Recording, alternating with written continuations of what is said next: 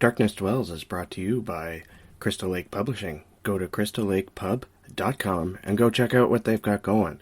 They've been publishing since 2012, and they are only getting bigger. They have published the likes of Ramsey Campbell, Mercedes Yardley, and Clive Barker, amongst many more. We're also supported by audible.com. Go to audibletrial.com/darknessdwells and pick out any book that you want when you sign up for a free trial membership. And that trial lasts for 1 month and you get any book you want for free. So go and check that out.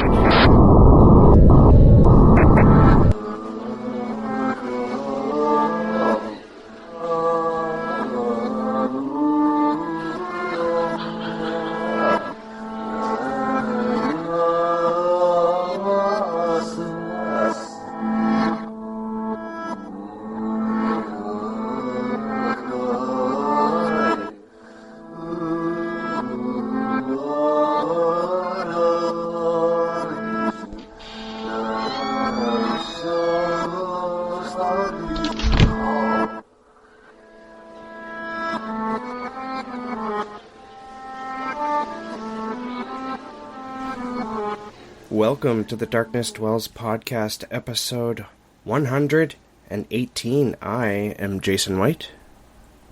Hey, Michael Schutz. And, how's it going, Michael? It's, I think this has been one of the shortest periods between podcasts for us. Oh, we're getting a running start here. We're getting, I don't know. Cut, let's do that over again. We're getting a running start here.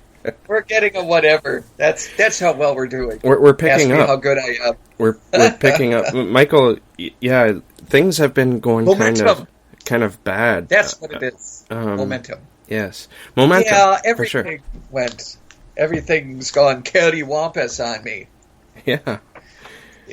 That's too bad, because, a publisher that we've supported since the beginning of their inception. We were pretty new when they started, but Burning Willow Press has decided to close their doors. And you were an author of theirs, and I was just beginning to be an author of theirs. So that's a bit of a doorstopper.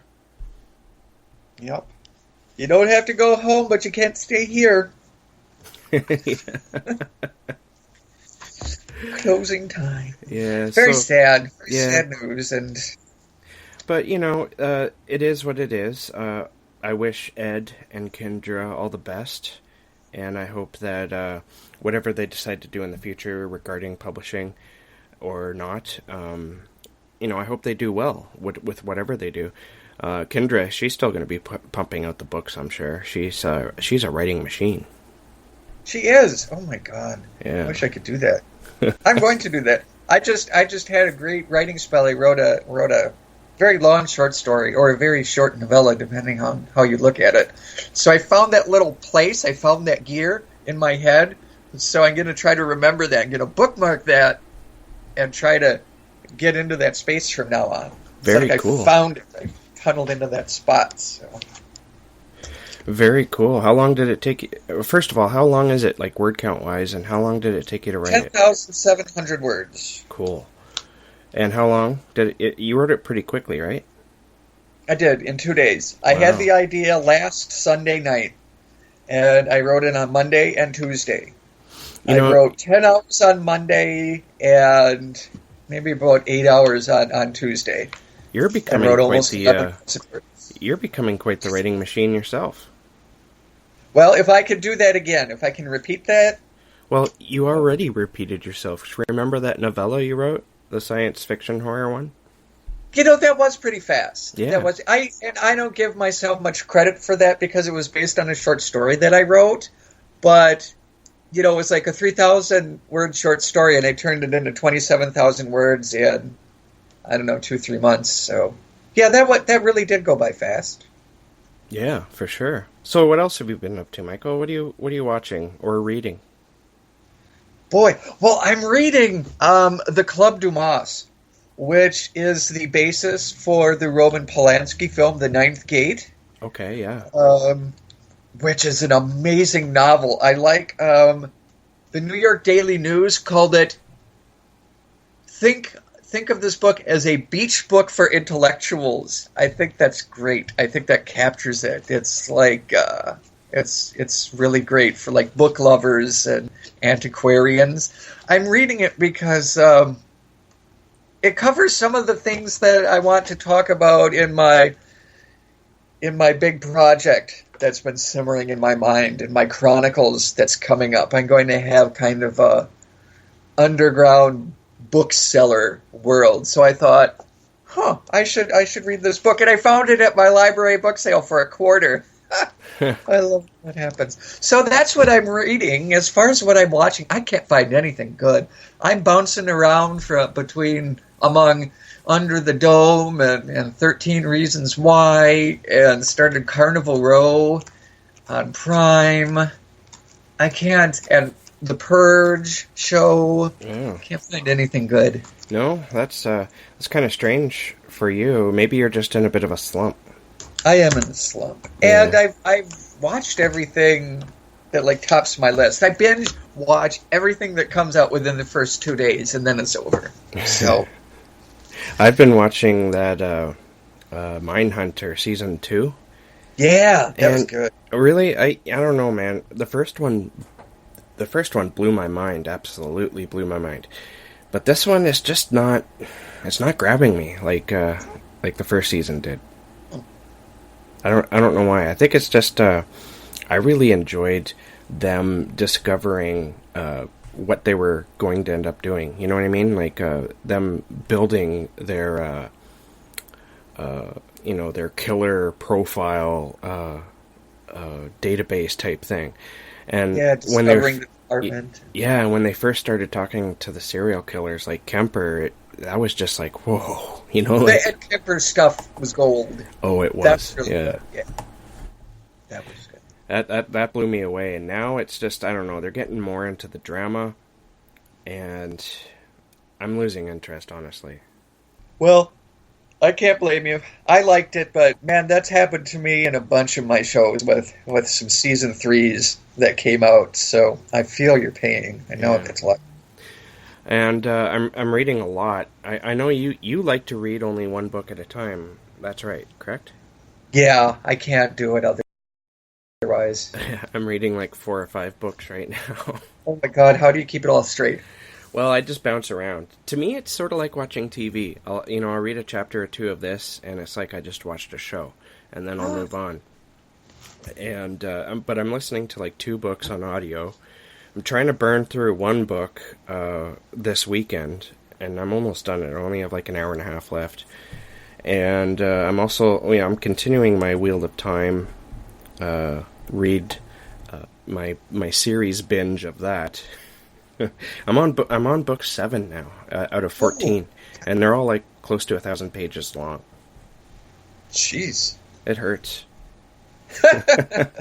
See, I can't read multiple books at a time because I get confused. I'll be reading and I'll start thinking, well, where is Kelly? What's happening with Kelly? Just completely forgot about Kelly. Kelly is in the other book. That doesn't happen with shows, but it happens in books. So that doesn't happen to me unless I'm reading, because I'm pretty stupid. I've done this before. I've read 2 separate books from the same series before at the same time, and that's where you get really confused. I can read a book of short stories and a novel at the same time. Sometimes I do that. Yeah. All right. So this week we have an awesome show as usual. First, we're going to be talking to S.L. Kerns, and we're going to talk about some of his books and where he's come from and where he's living now. And sorry, it's quite a story. Yes, quite a traveled life. And then Michael and we're going to talk about another pretty batshit crazy movie from the 1980s, and this is from 1980 exactly, and that's Motel Hell. Motel Hello. Yeah, Motel Hell, Hell, Hello, Hello, Hell, Hell, Hello. That was a bad joke. I don't think anyone would get that joke. All you have to do is watch like the first minute of the movie and you'll get it. So, Yeah. All right, so we're gonna take a quick break here, and when we return, we're gonna be with author S.L. Kerns, and then we'll talk about the movie. so stay right there. Don't Get move. a snack or two, but come back. Yeah, definitely get a I'll beverage. come back now. Yeah, Get a beverage. Get a nice hot cup of tea. cold beverage.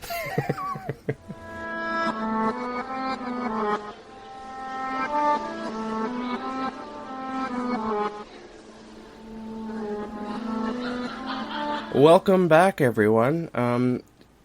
This week we have a really awesome guest, and Michael asked me if he could take over the interview for this one, and I was like, "Yeah, do it." I brought it So- to Dad and said, "Hey, can we do this? Hey, can we? Hey. Can we? And Hey, I- can we?" And I said yes. So take her away, Michael. Today we have a very special guest, a friend of mine and a terrific author, S.L. Kerns. When freed from the shackles of teaching, S.L. Kerns enjoys many things. Reading and writing, of course, but also playing guitar, studying random textbooks, and doing his best to be a good dad. His ongoing decade of residing in Asia often sparks influence in his writing, but not as much as his years growing up in Kentucky. His work has been included in several anthologies released by Burning Willow Press, and more.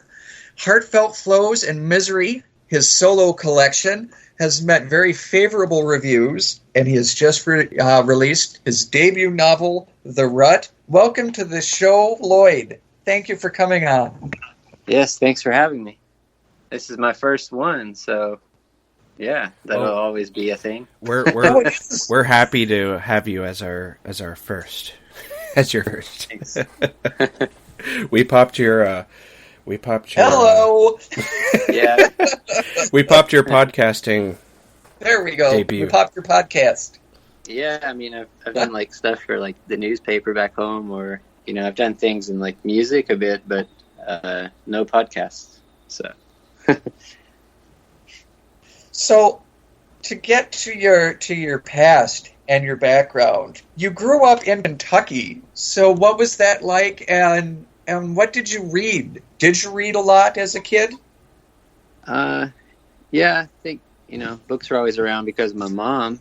I was just talking to my dad yesterday, and my parents are separated, and his girlfriend asked him if he was going to read my book, and he laughed and said, he said, just ask my son that he's probably never seen me read a book. So, but my mom read a lot, and there's a lot of Stephen King stuff lying around, which I didn't read when I was younger. I used to read a bunch of nonfiction mostly.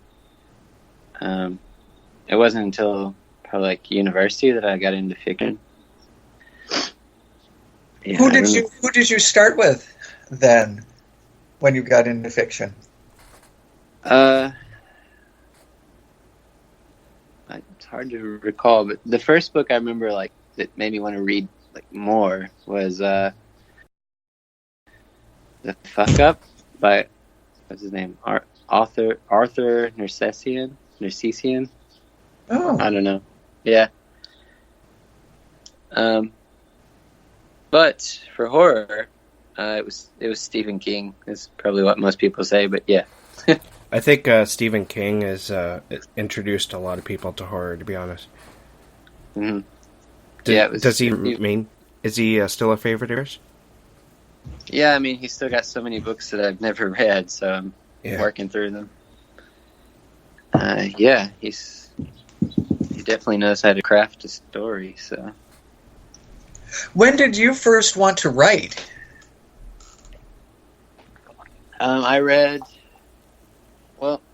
I worked with a writer in my job in Thailand. It was one of my friends from America. Now, he's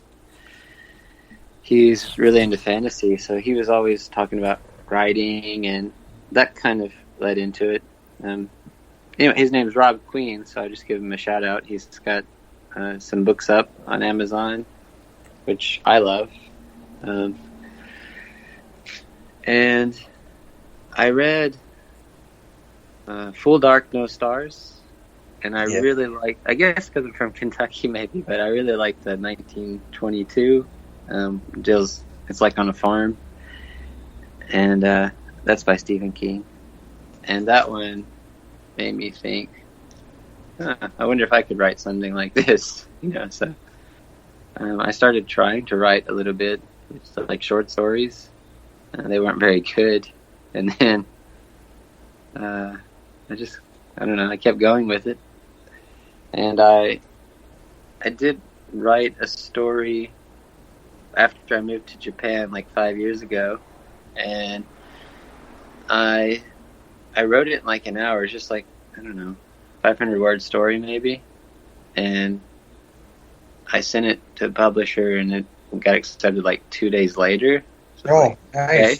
I was like, okay, well, that was unexpected. It's I guess encouraging. I'm a published author now, so I don't know.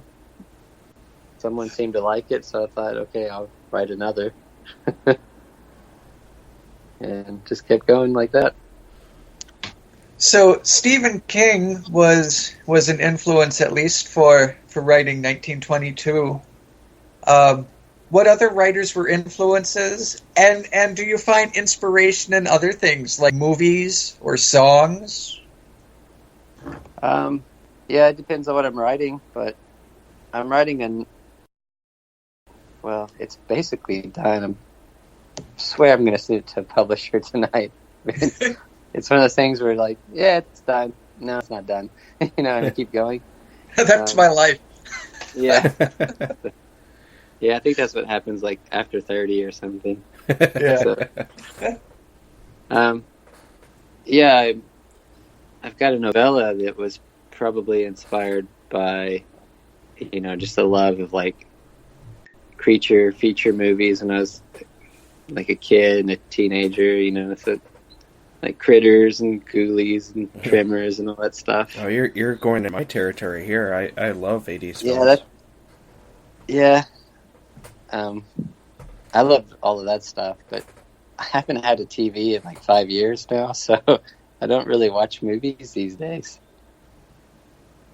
Which is, I don't know, when I moved to Japan, it's like, didn't have a TV with me, and my apartment came with one, and I watched a bit, but then it was all in Japanese, so I was like, What about music? Well, maybe this is a good time to take a break from TV. Yeah. So That's probably the best thing that a person can do, because I am so hooked. It's disgusting how much TV I watch, and how much sometimes I'd rather do that than read anymore. So my hat's off to you. yeah, I mean, there's lots of stuff coming out. Like, I wanna see it. It looks great. Like, I don't know, at least the filming quality is so high these days, and everything looks good. But yeah, every time I think about, should I get a TV? Should I get Amazon Prime? Should I get Netflix? It's like, nah, let's keep going. Yeah. When and if you ever do, you are going to have so much to watch. I'm so jealous of you. You're never going to run out. You're never going to have that, oh my God, I just watched everything. Right. Well, I'm getting ready to move back to America, so there's going to be plenty of temptation around, I think. Yeah.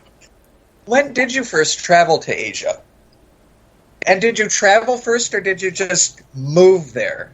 No, I just leapt into it. So I was 24. I remember exactly because I just got through with all the process for my wife's green card. But I landed in Thailand July 2nd, maybe, 2009. Yeah. And that was it. That was the first time I went anywhere outside of the U.S. and just moved. Do you see a lot of Asian influences in your writing? I know that in your author bio, you say there's a lot of Kentucky influence? And can you talk a little bit about both? Yeah, I think most of the influence that comes from Asia is just, I don't know, part of being isolated a bit here.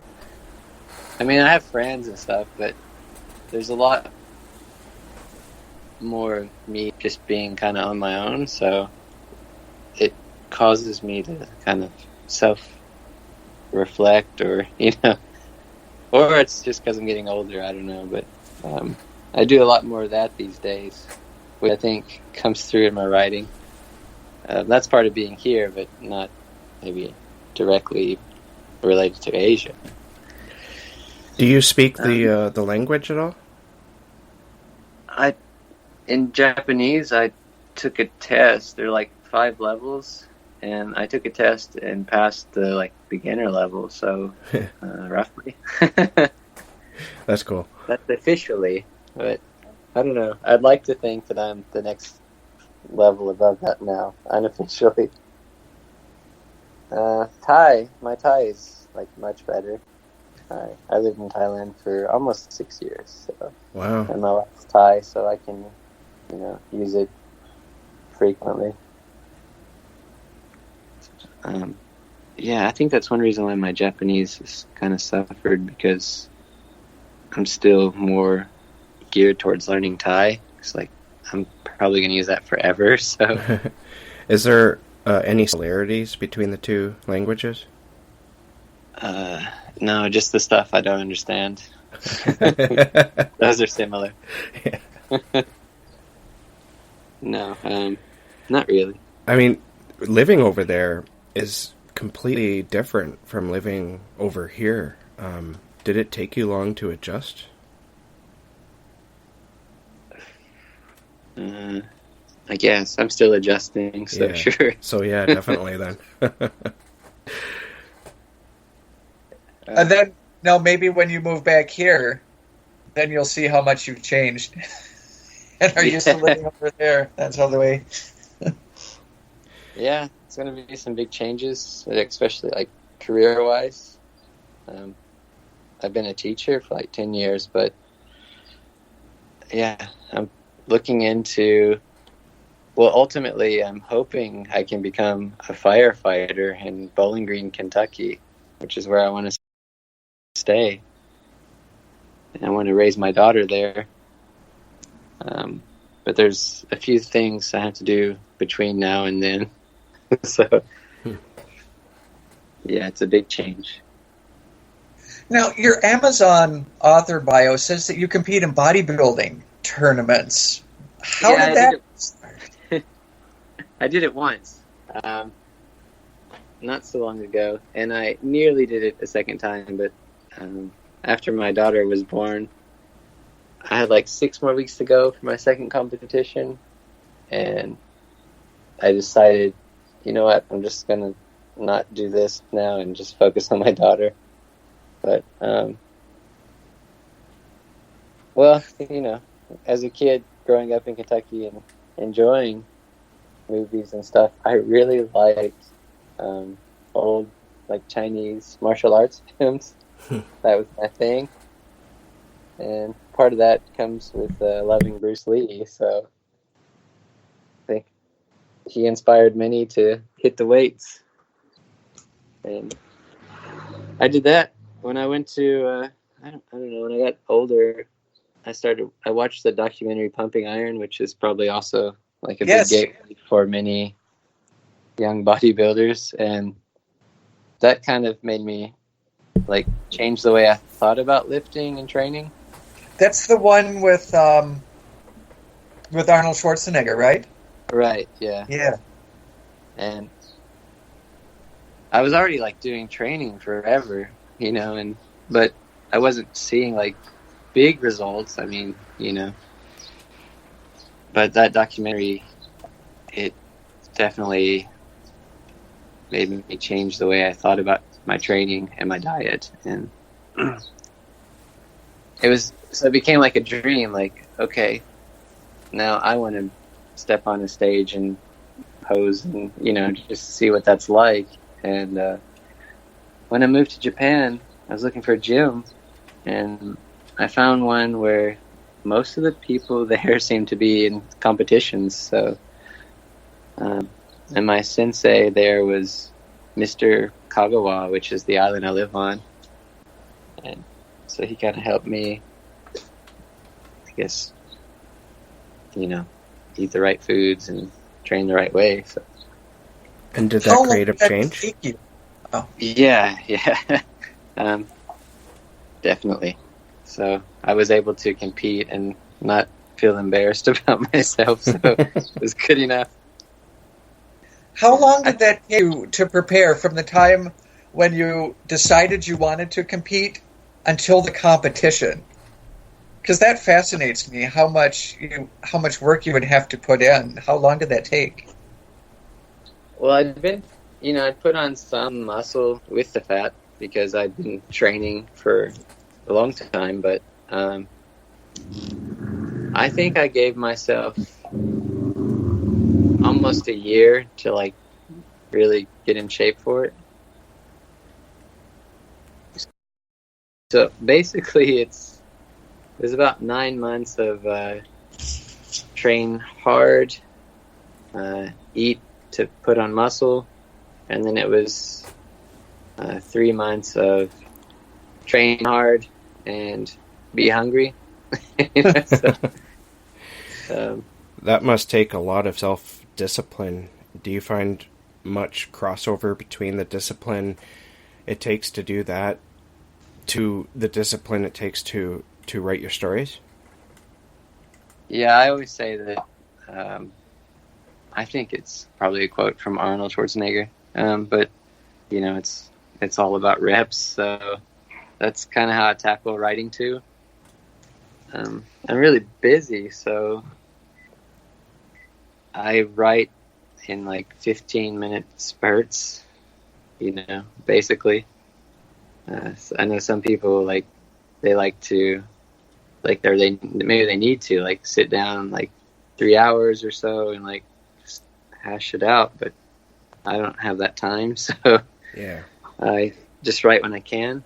Writing I find sprints. It works. Yeah, I find that it works out all right because it's not much time, so I can get it done every day. And, even I stop writing, I'm still thinking about the story, so it's pretty easy to jump back into it. It's I can't wait to write again so I can, this scene needs to happen. So you can just kind of jump back into it. But it does mean probably that there's more editing to be done later. Continuity errors and things. Your short story collection, talking about short stories, Heartfelt Flows and Misery, came out last year. Were all of those stories relatively new, or did some of those stories, had you worked on them for years?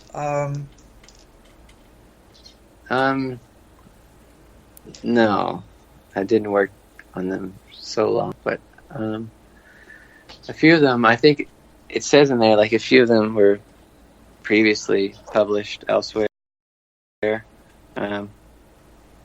Yeah, I think the oldest one was probably 2 years old. Everything else was a year or less, probably. And that was the first one in there, Angel and the Weeper, which was definitely influenced by living in Thailand. So, I believe go back you to our told me previous that, topic. Yeah. Didn't you tell me that one of the stories was based on, maybe it's what you were just saying, one of the stories was based on where you grew up? Yeah, there's a few in there. There's one called Scrap Metal Memories. Yeah. That basically, is it true? Just, only the names of people and places have changed, but yeah. It's basically a true story for my family. And then there's a few in there about just being a young boy growing up, and they're like 3 scenes or 3 moments in life, and yeah, those are all pretty much nonfiction. I really like the cover art for that collection. Can you tell us? Thank you. What was that like?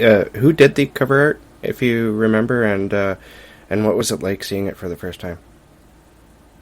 Yeah, my mom had just got into painting at that time, and she had some stuff that looked like, I don't know, it was up my alley. It looked kind of like grim or wicked or something. So I was like, Mom, can you make me something like kind of dark?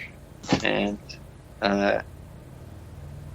yeah, a lot of the stories like involve around like women or a love of women. So I was like, put a woman on it, make it kind of dark, and that's what she came up with. And I was like, yeah, that'll do. That's cool. That's awesome. Yeah, and then I asked one of my cousins in Thailand's like an art major and everything. And I was like, can you help me turn this into a book cover? And she did. I think it turned out a lot nicer than I would have ever expected. So yeah, it's beautiful. Yeah, I like the way she did the back cover too. I've got it in my hand right now, so you can't see me, but I just brought my books with me in case we needed to talk about them. So yeah, looks nice. Can you tell us? Oh, I'm sorry. Go on. I was just saying it looks nice. That's all. Can you tell us about your novel, The Rut? This is your debut novel? Yes, it is. I mean, I wrote a couple before it, but yeah, it's the one that was the debut to the world. So, what would you like to know about it? Tell us what it's about. So there's a criminologist who really, his marriage isn't going the way he would like.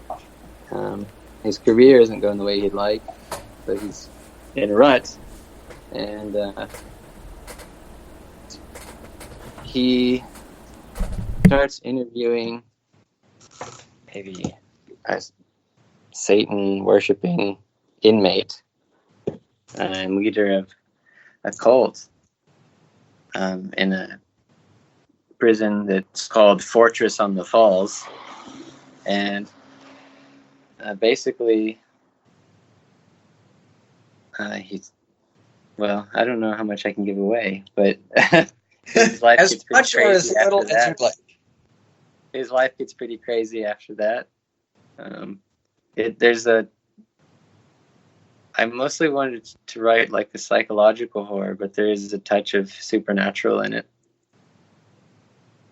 And I think all of my work kind of deals, I don't know, I kind of like melodrama, so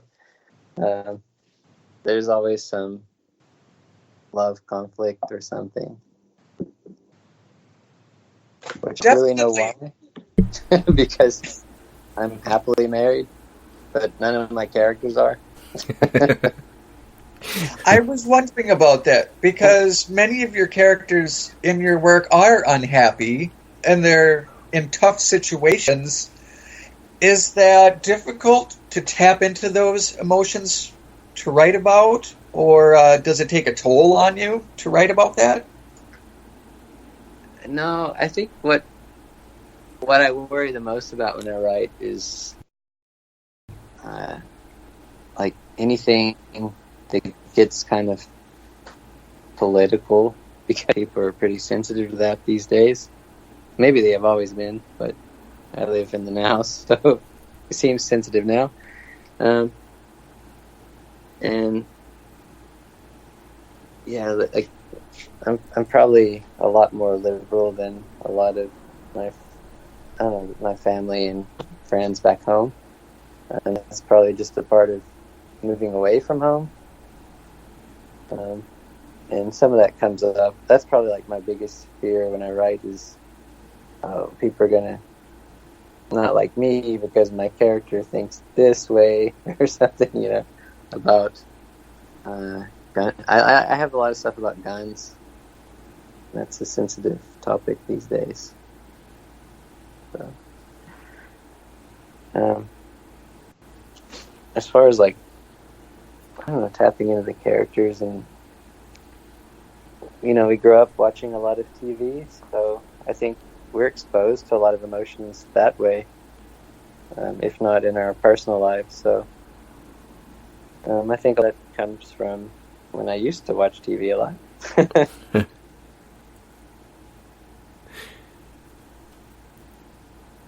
So, are you working on anything new right now? Any projects coming up? Yes. Sorry, Michael. Can I go back to Oh, the rut for a second? Oh, please, yes. Yeah, I did want to say, like, part of, because it was like my first, I don't know, true novel, I guess. So I always say that I wanted to write something like The Shining, where I wanted to have a good character and things kind of fall apart for them. So that's probably the most I could give away about it, is that I did want to do something like The Shining, and so Stephen King returns. So, and probably my favorite book currently is Andre Dubus III's House of Sand and Fog, and the way that he made us kind of have hope for two characters who wanted the same thing, which I think most writers try to do that, but yeah, that was definitely something that I wanted to achieve with The Rut, and that's kind of between my character Dean and his wife Victoria.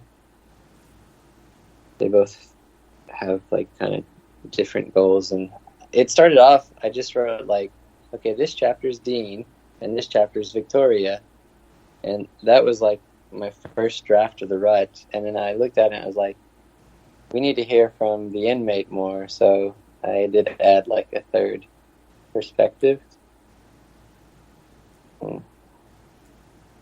That's really how that came about. Very cool. There was a lot of editing just to make everything sync up. How many times do you think you had to go back to it just to get it to where you wanted it to be? I don't know, maybe it's an exaggeration, but 50. I don't know. Yeah. Maybe 50. But it was signed with Burning Willow Press early, and I just kept revisiting it and then sending updated copies to Ed Souder of Burning Willow Press, and I mean, he's really nice about it. He wasn't like, hey, what are you doing? He's like, okay, I'll add it to the files and we'll get it to the editor. He trusted me with it, so that was a good experience. Yeah, just for two, it was contracted for maybe 2 years before it was released, so I just kept changing things. Michael knows about that. I do. I was just going to say we have a lot in common, Lloyd, because that's what's happening with my new novel that you've read. Very nice of you. Yeah, it was great, and I know you and I are dealing with changes with Burning Willow Press, closing their doors, but you'll do just fine, Michael. What are your plans for Rut now that Burning Willow is closing their doors? Well, Ed and Kendra at Burning Willow have been trying to help us, I think, find other publishers to pick it up. Yeah, I think I'm still deciding, but I think I'm probably just going to send those publishers newer work, and I'll just put The Rut up if published.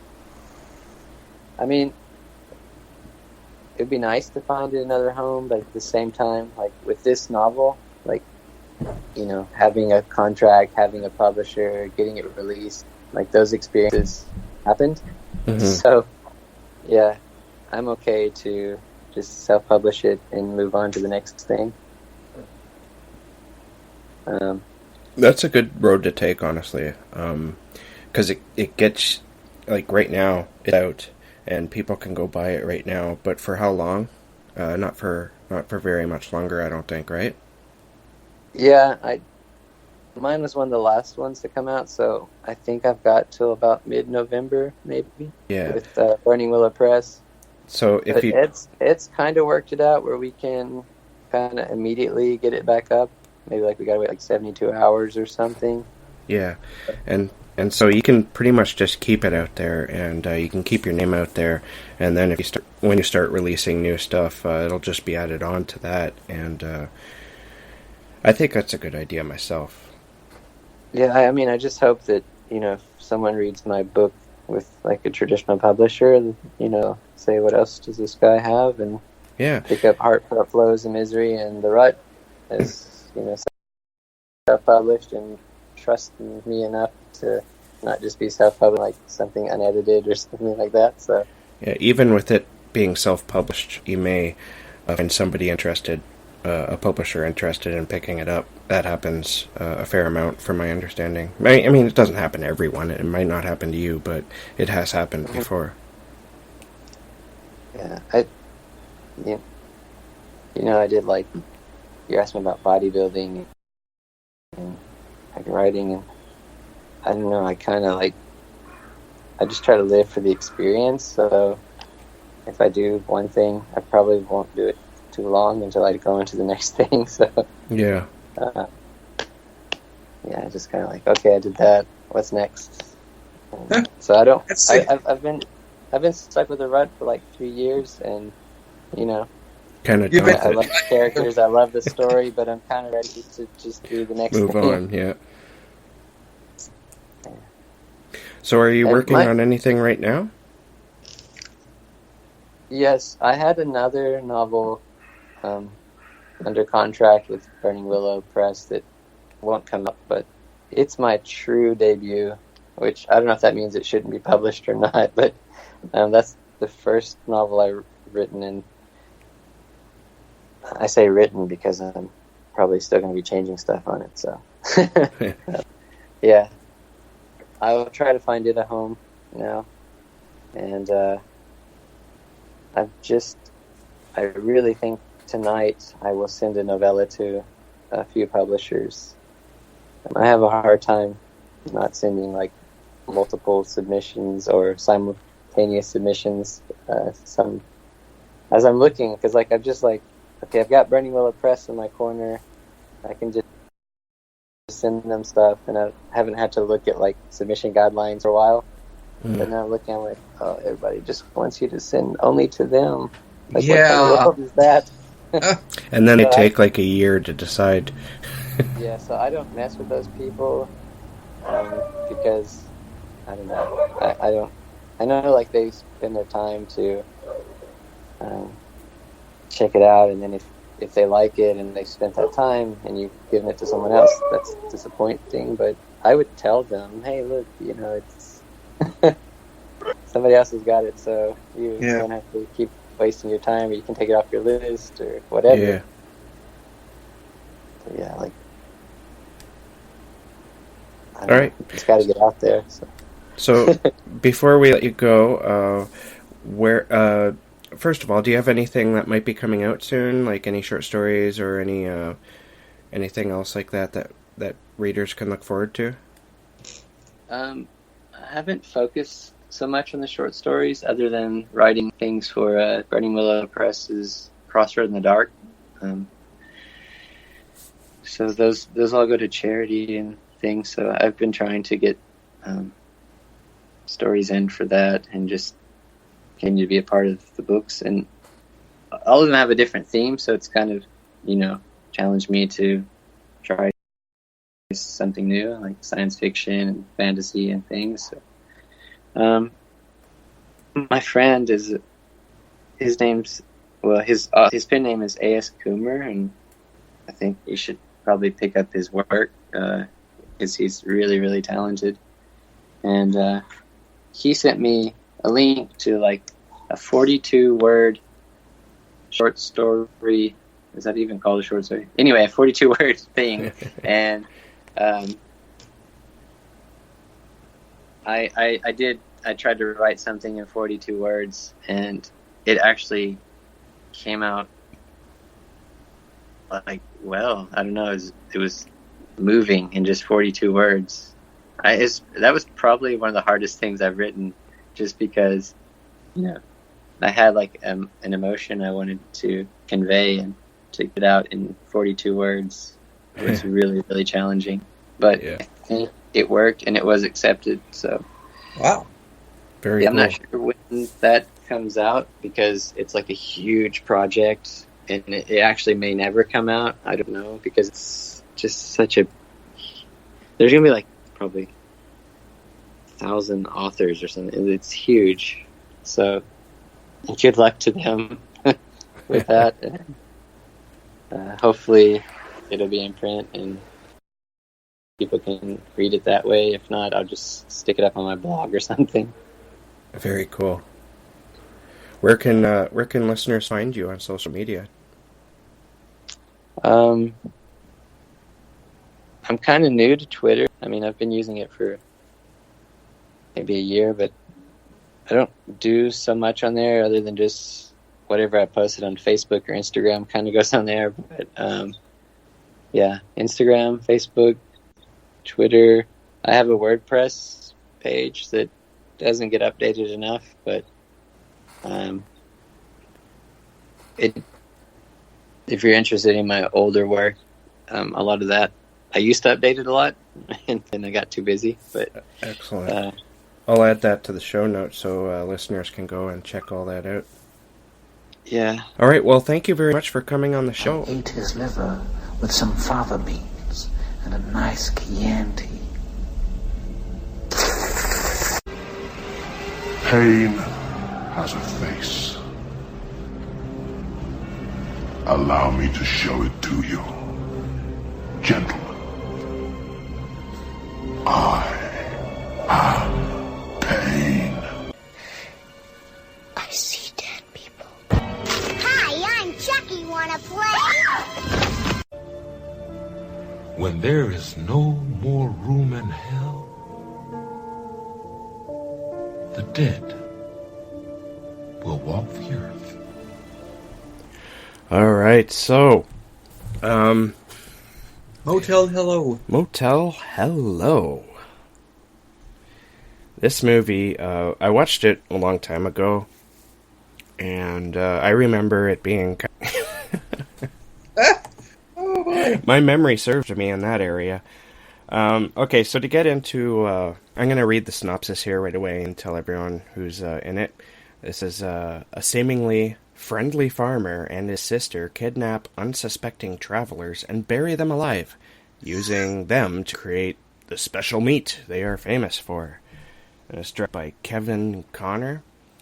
It's written by Robert Jaffe and Stephen Charles Jaffe.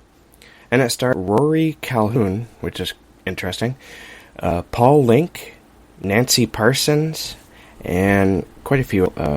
This one actually has in it that you've probably heard of, rather than some of those other movies that we've been discussing, where all the actors in those films, they only appeared in that movie.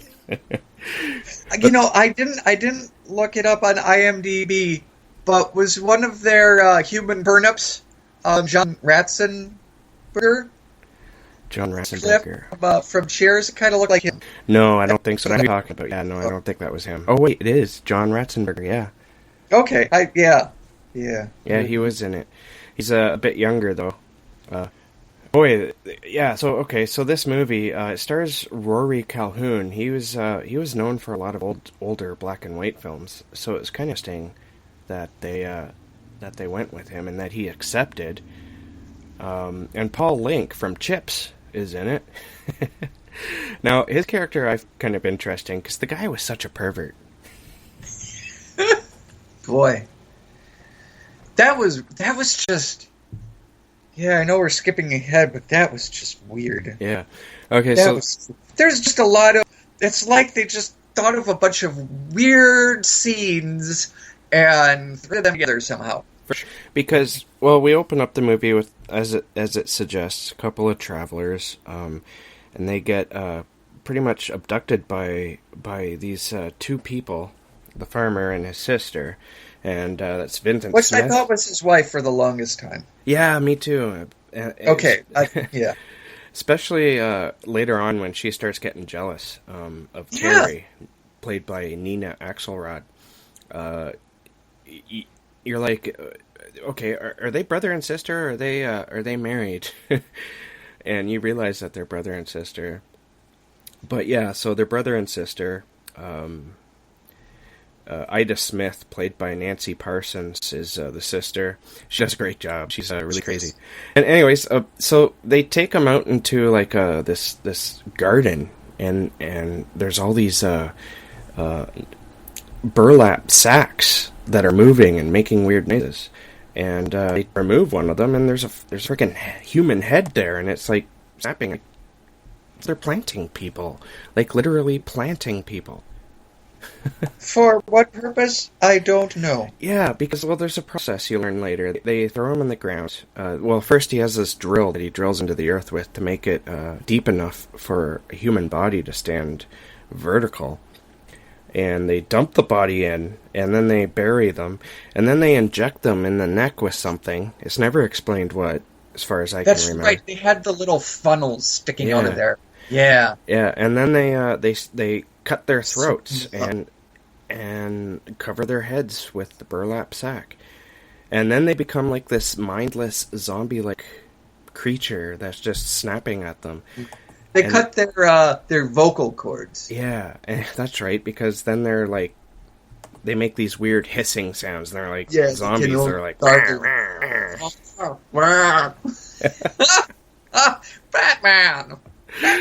Yeah. And so, that's pretty much the movie in a nutshell, because there's a couple other things, like Edith Olsen, played by Elaine Joyce, I believe. She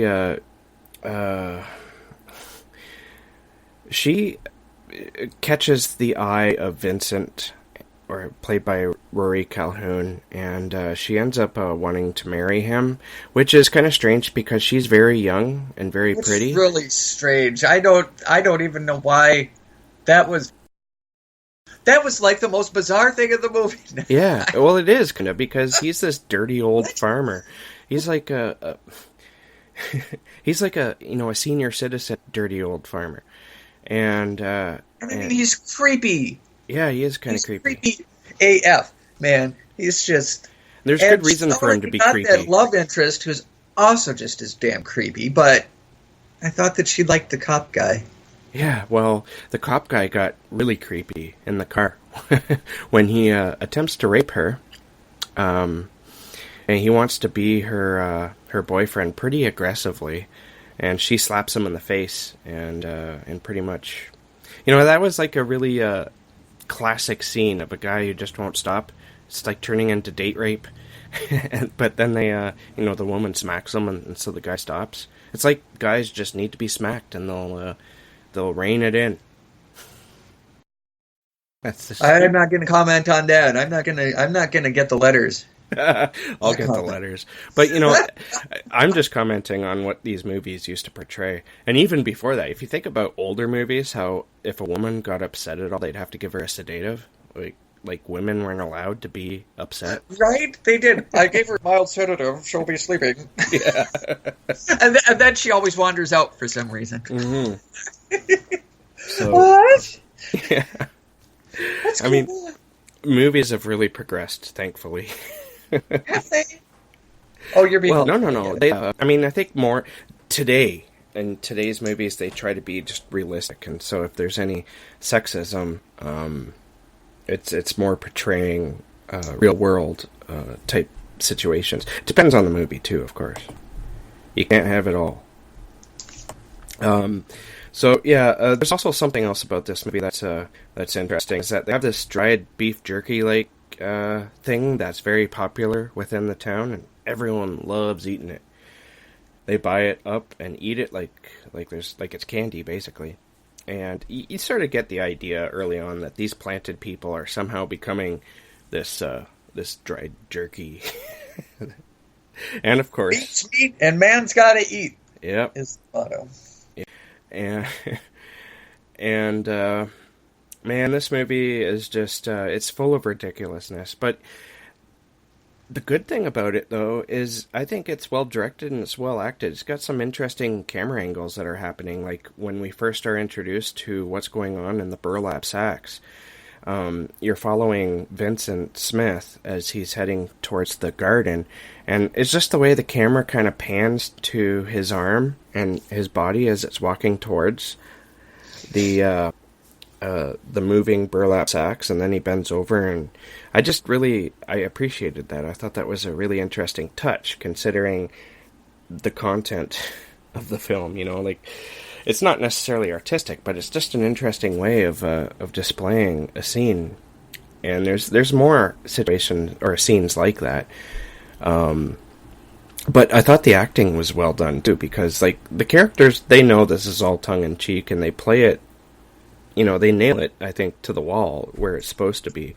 And you even see Rory Calhoun kind of giving a grin here and there, as though he's, he knows that what this is really stupid, but it's fun. And so he's playing it as best as he can.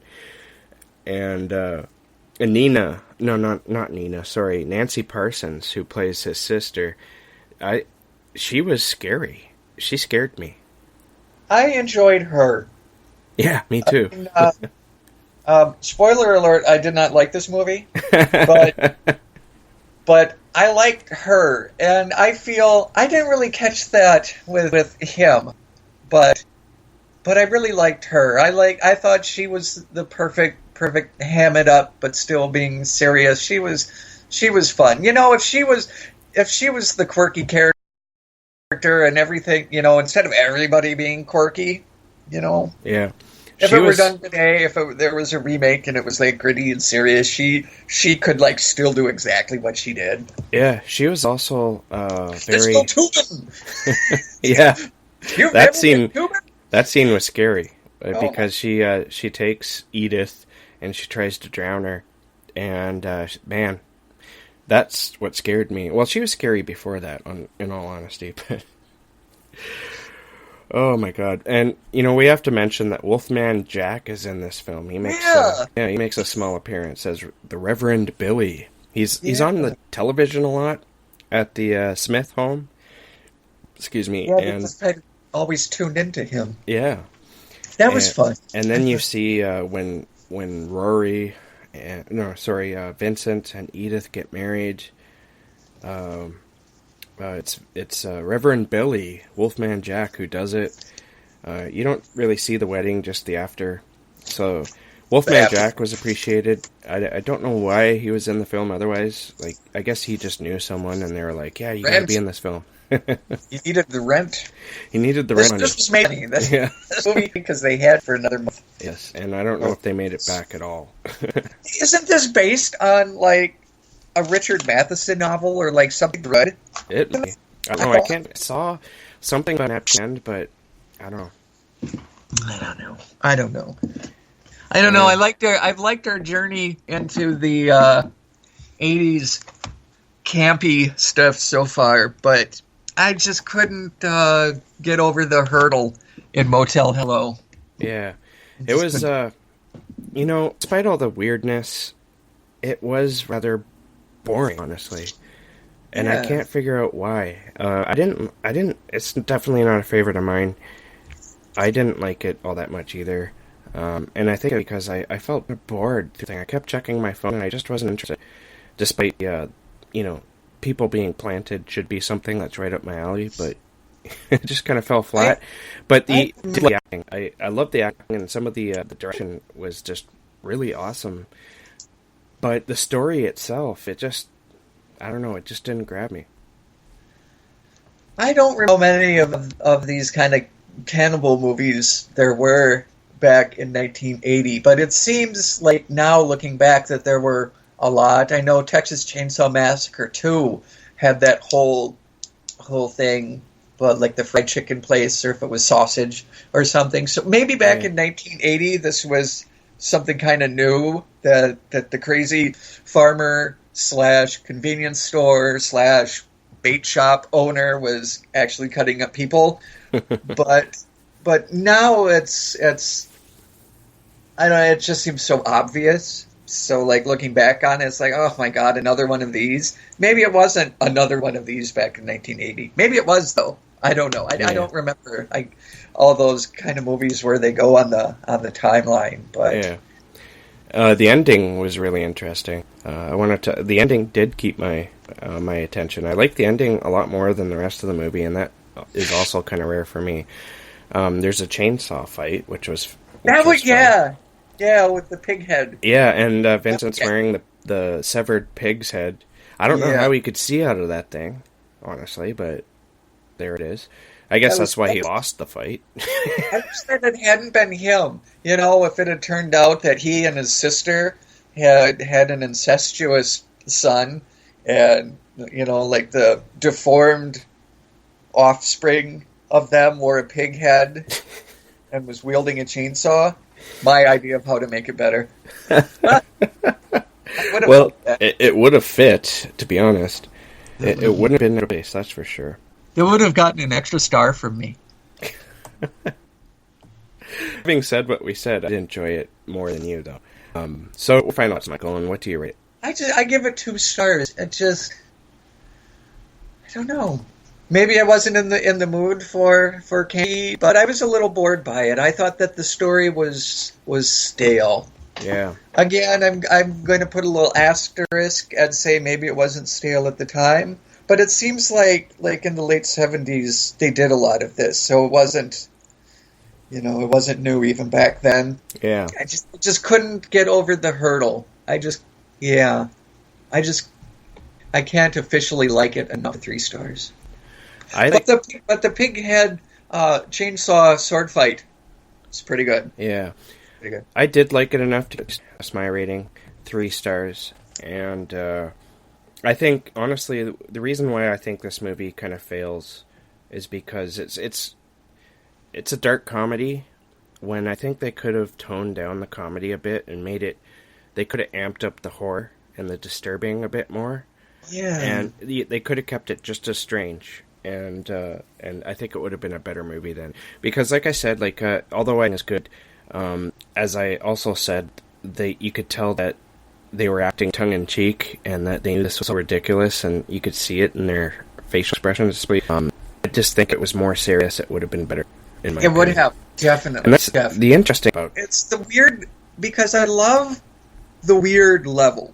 Yeah. You know, if this were remade into like the current gritty kind of, Well, they could have went with the 80s type of gritty too. The 80s is known, well, it can have that grittiness for sure, but in the 70s too. But there's some interesting things about this movie. Some trivia, as you will, where the movie might have been better had it stayed the course. Yeah, where it was supposed to be. We'll get to that though. Actually, we can start with the very first. Now, I always preface these with I'm getting this from IMDb. The trivia here could be bullshit because anyone with a membership. Granted, the membership is like hell of expensive. So, is it? Oh yeah, it's like $50 a month or something like that, if not more. Damn. Yeah, but I buy porn cheaper than that. Yeah, definitely, right. If porn is free though. In a lot of, depending where you go on the internet, but the free stuff is shit. We all know. The free stuff is shit. You get what you pay for. Yeah. Okay, so as I was saying, the movies. This is the first one. The movie's original screenplay was originally a darker, more disturbing piece with bestiality and a lot more violence, and was not a black comedy. Now, this actually brings to mind that one scene with the couple that come in, the swingers. Yeah. I found that entertaining because that couple was just crazy. Are they swingers? Yeah, well, yeah, definitely, because they thought they were going to, they thought they had arrived, actually, at a motel that was full of swingers, and they're ready to get it on, and... I missed that. I was just so overwhelmed by his wearing a bra over the boob top, and that... A weird thing, I'm sorry to interrupt your trivia, but the fact that she used her whip to smash the lamps in the motel, I thought was very discourteous. I thought that was bizarre. I mean, if you're going to get into kink, BDSM, I don't care. I think everybody's kinks and fetishes are just fine.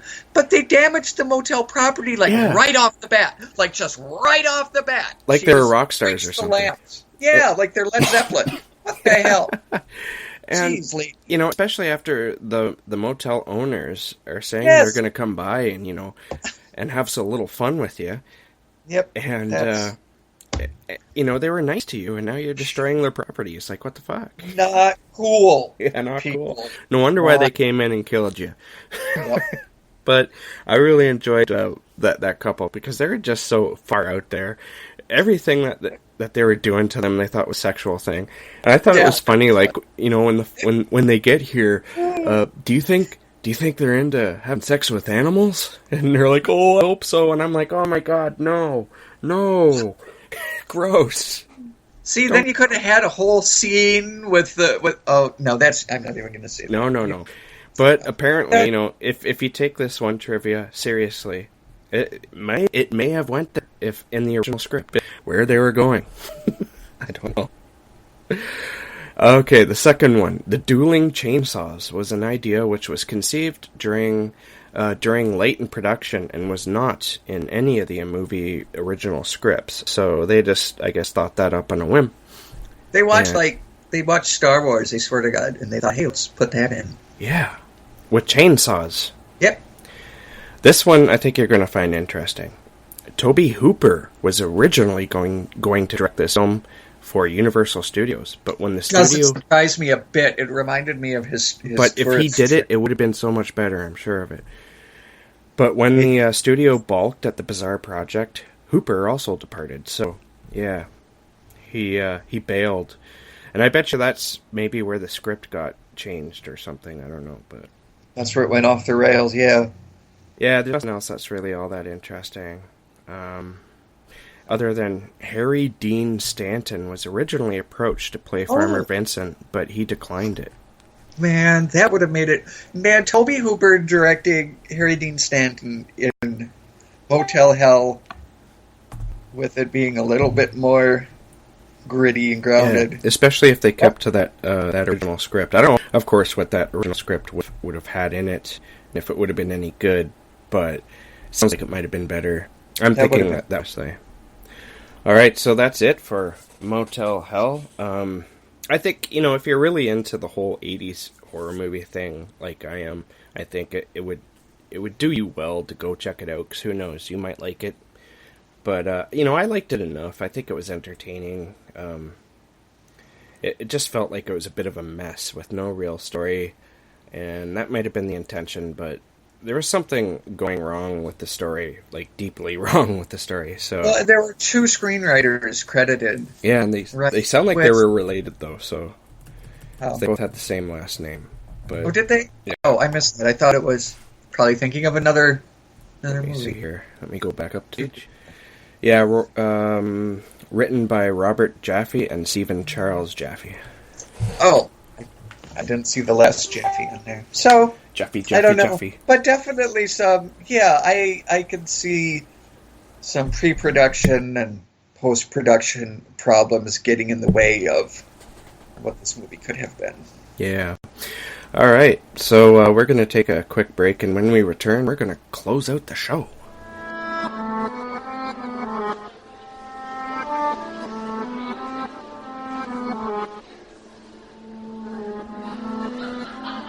Yeah, we did, didn't we? I thought so. Yeah, we did forget last time.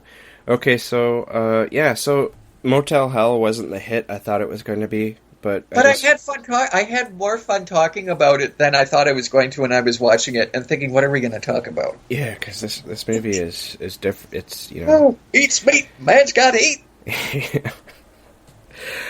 All right, and our conversation with S.L. Lloyd was pretty good. Had a lot of fun.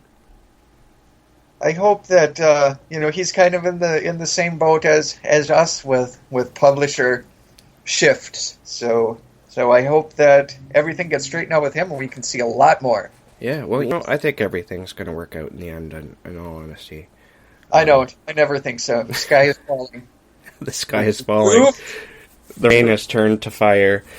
If you could hear my voice, get underground now. On that note, if you want to reach out to us and help console Michael, you can do so very easily. You can reach us everywhere on the internet. You can find us online. We have a website, and the website address for that is wheredarknessdwells.com. We have a Facebook page and a Facebook group. You can go and search for those on the Facebook bar there, and it'll take you right to it. We're also on Twitter. Our handle for that is DarkDweller74. And we have an email address, and that is darknessdwellspodcast.mail.com. Or at mail.com, Yep. Sorry. I don't know why I was saying dot. So that's darknessdwellspodcast@mail.com. Jesus, I can't do email addresses today. Well, if they can't figure out what an email address is supposed to look like. Yeah, well, I'll put it in the show notes if I remember, so it'll be there. You know by now. Yes. All right, so thanks everyone for listening. We have some pretty cool episodes planned for the future, so stay tuned. Happy reading, guys.